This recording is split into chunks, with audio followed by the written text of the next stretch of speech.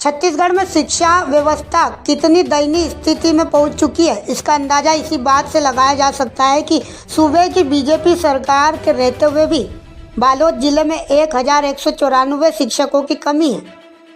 जिले में 19 स्कूलों में लगभग शिक्षक है ही नहीं, जबकि 106 में सिर्फ एक ही शिक्षक पूरी स्कूल की जिम्मेदारी संभाल रहे हैं। 366 प्रधान पाठक के पद पूरे जिले में खाली पड़े हुए हैं।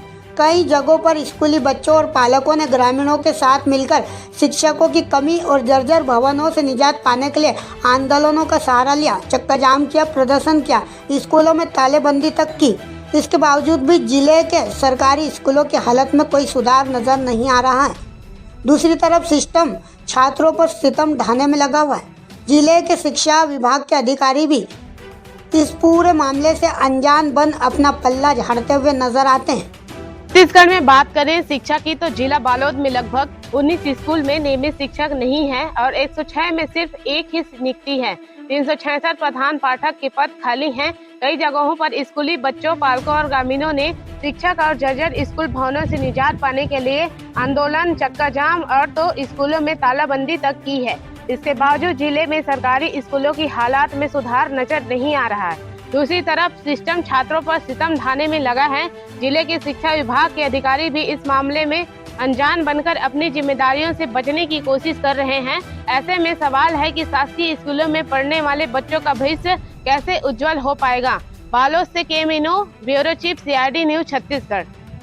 जब इस मामले में बालोद के जिला शिक्षा अधिकारी से बात की गई तो उन्हें ही अपने जिले के स्कूल भवनों की कोई जानकारी नहीं थी। अधिकारी का कहना है कि जब ब्लॉक स्तर से प्रतिवेदन और फोटो आएंगे तभी वे कुछ कह पाएंगे। के तहत अभी विषयवार कोई शिक्षक वाली बात नहीं, 1 to 8 तक कोई भी शिक्षक हमारे जो है उस क्लास तक के बच्चों को पढ़ा सकते कोई भी। इसीलिए 30 बच्चे के पीछे एक रखा गया, विषयवार नहीं रखा गया है, क्योंकि सभी टीचर जो उस विषय पे कमांड रखते हैं तो विषयवार वाली बात ही नहीं आती। वहाँ पे शिक्षक संख्या होना चाहिए, मिनिमम 30 के मतलब एक प्राथमिक शाला में 2 टीचर तो होना ही चाहिए और मिडिल में 4। इसलिए शैक्षणिक गतिविधि में बहुत दिक्कत हुआ। जहाँ पे अतिशय शिक्षक होते हैं उनको हम लोग व्यवस्था करने में उपयोग करते हैं। हमारे FLN संस्था है, NGO के थ्रू तो ट्रेनिंग दे रहे हैं शिक्षकों को ताकि और बेहतर रिजल्ट और बच्चों तक अच्छे ज्ञान पहुँच सके। मेथड कैसे होना चाहिए, FLN के माध्यम से ट्रेनिंग दिया गया है और वो चीज़ एक अभ्यास पुस्तिका भी बच्चों के पास है।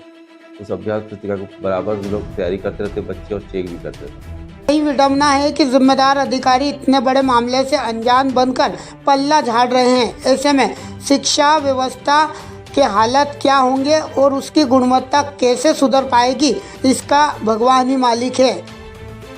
ऐसा कि संविधान में शिक्षा एवं संस्कृति अधिकार है, तो मूलभूत शिक्षा देश का आधार होता है और लोगों को अगर जागरूक करना है, देश को आगे ले जाना, तो शिक्षा एक महत्वपूर्ण साधन है।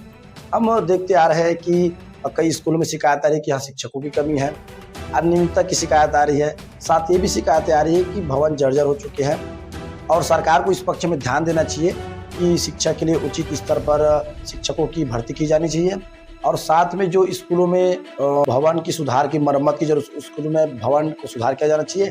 साथ ही जिस प्रकार से शिक्षा स्तर को सुधारना चाहिए उसमें सरकार को प्रयास करना चाहिए। बालोद शिक्षा में, उच्च शिक्षा में खासकर बहुत पीछे है। जो पहले जब हम लोग कॉलेज एडमिशन स्टार्ट किए थे सर, तो उस समय बहुत भीड़ रहती थी, बच्चों को एडमिशन के लिए मारामारी थी। अब बालोद कॉलेज की सीटें लगभग खाली रहती है।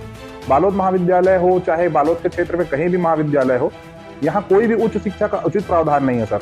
हमारे लगभग समीपवर्ती सभी जिलाओं में मेडिकल कॉलेज है, इंजीनियरिंग कॉलेज है शासकीय के। यहाँ प्राइवेट शासकीय कोई इंजीनियरिंग कॉलेज, मेडिकल कॉलेज नहीं है, जिसकी मांग हम लोग विगत कई वर्षों से करते आए हैं। सरकारें बदली, आई गई, लेकिन इसके ऊपर कोई ध्यान नहीं दिया। प्रारंभिक शिक्षा के लिए तो बहुत जरूरी है और सरकार को इस पर ध्यान देना चाहिए। नए टीचर की नियुक्ति करनी चाहिए और जो टीचर है उनकी गुणवत्ता भी सुधार करनी चाहिए। सरकार को इसके ऊपर थोड़ा सा ध्यान देना पड़ेगा, भवन मुहैया कराया जाए और पुराने भवन जो जर्जर हो चुके हैं उनका भी सुरक्षित स्थिति पे उनका निरीक्षण समय समय पर कराता रहना चाहिए।